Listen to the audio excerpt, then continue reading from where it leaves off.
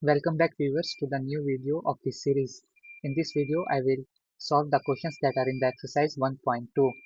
So let's start with the first question. The first question says state whether the following statements are true or false. Justify your answers.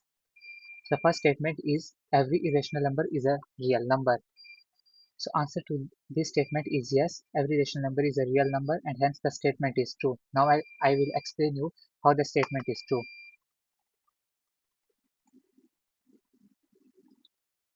So we are studying number systems. Last time we discussed about rational numbers, and in this video we will solve the questions that are related to irrational numbers. First we have to understand what irrational numbers are. So these are those numbers which cannot be represented in the form of p by q, where q is not equals to 0. Any number which can be represented in this form is a rational, and any number which cannot be represented in this form is an irrational number. But the are real numbers are the sum of all rational plus irrational numbers.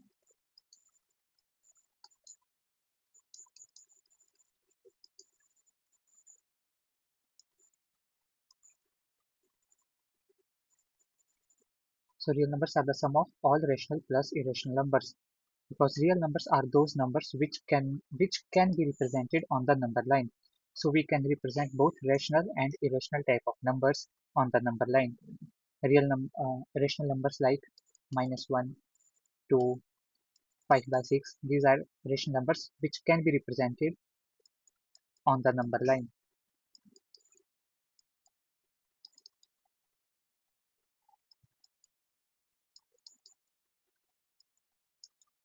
So these are rational numbers. We can also represent irrational numbers. Examples of irrational numbers are -2, √2, value of 5. So these are few irrational numbers, and we can also represent these irrational numbers on the number line. I will explain later in the third question how we are going to represent this type of irrational numbers on the number line. But for now, we can understand that real numbers are the sum of rational plus irrational numbers.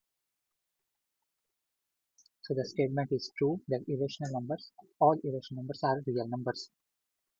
Now let's move to the next question, second part of this question. The second statement is every point on the number line is of the form root n, where n is a natural number. So this statement is false. Why? Because there are there are many numbers on the number line, like 2, -3, -4, which cannot be written in the form of root m. So take for example root not root 3. Let me erase it.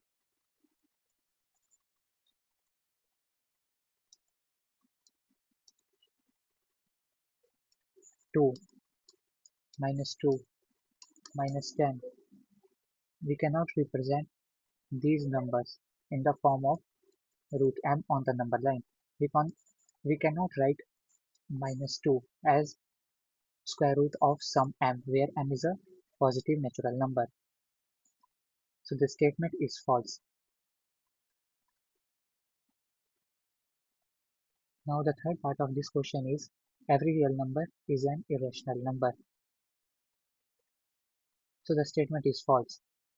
Why? Because we can say that every irrational number is a real number, but every real number is not a rational number.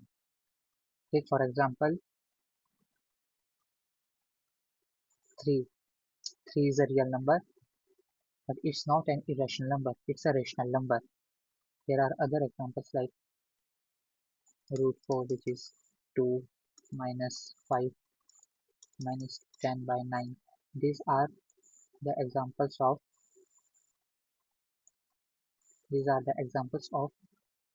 rational real numbers, and these are rational numbers. These are not the examples of irrational numbers. So every real number is not an irrational number, because there are rational numbers also. So the statement is false. We need to remember this equation which I have written.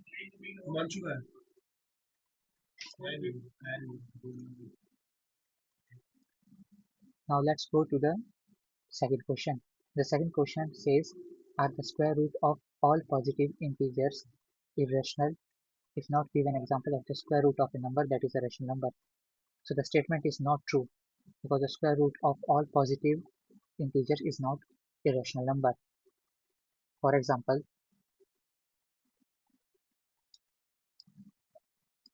root 4. Root 4 is a positive integer, but its square root is 2. And 2 is a rational number, not an irrational number. So the statement is false. Second question is not correct. But there are positive numbers, positive integers whose square roots is not an irrational number. Of course, square root of 3, it's an irrational number. But 9 is a positive integer and its square root is 3. And 3 is a rational number. It's not an irrational number.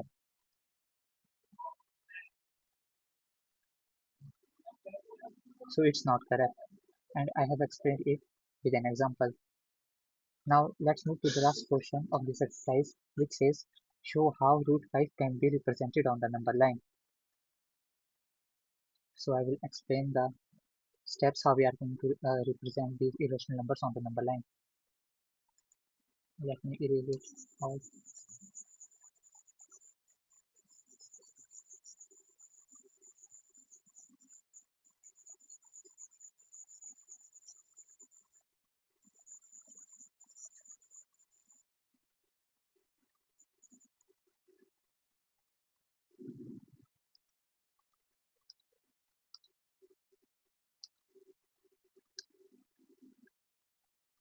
So we are supposed to represent root 5 on the number line. First we will draw a number line.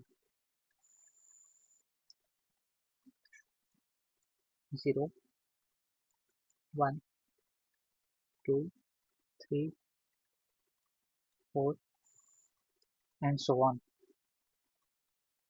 What we are going to do is, from 0 to 1, it's a length of 1 unit. From 1, we will draw a perpendicular line of 1 unit length. So this line is of 1 unit length.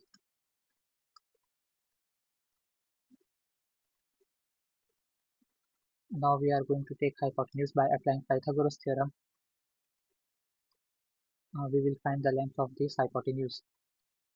So Pythagoras base is 1, so 1 square, and perpendicular is also 1, 1 square. It will give us root 2. So this will be root 2. Now to perpendicular to this line, we will take another line of 1 unit length, a perpendicular line of 1 unit length.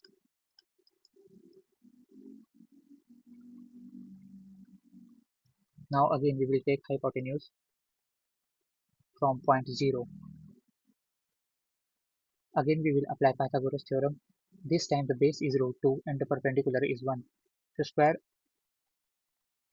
square of root 2 plus 1 square. This is 2 plus 1, and we will get root 3. So this hypotenuse will be root 3. We will do it till we reach root 5. Again, to this root 3 we will draw another line of 1 unit length, and that will be also perpendicular to this root 3 line.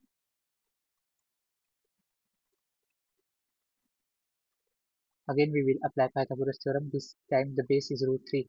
So under root 3 square plus 1 square, that will give us root 4, and root 4 is 2. Now we will do it one last time. Another line of 1 unit length. Again and again we will draw hypotenuse.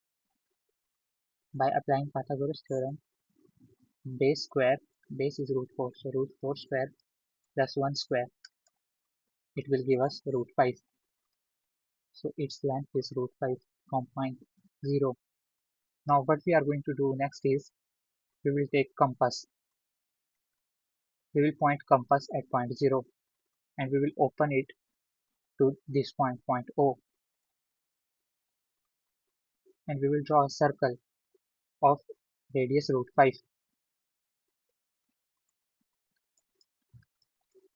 So if you draw it with a compass, the circle will cut the number line at some point P, and this point P,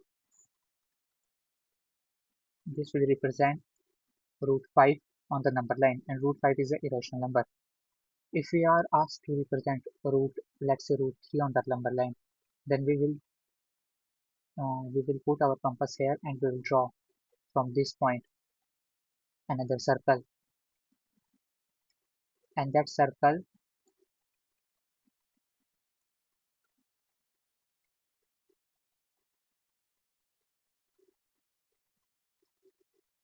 will cut the number line at some point here,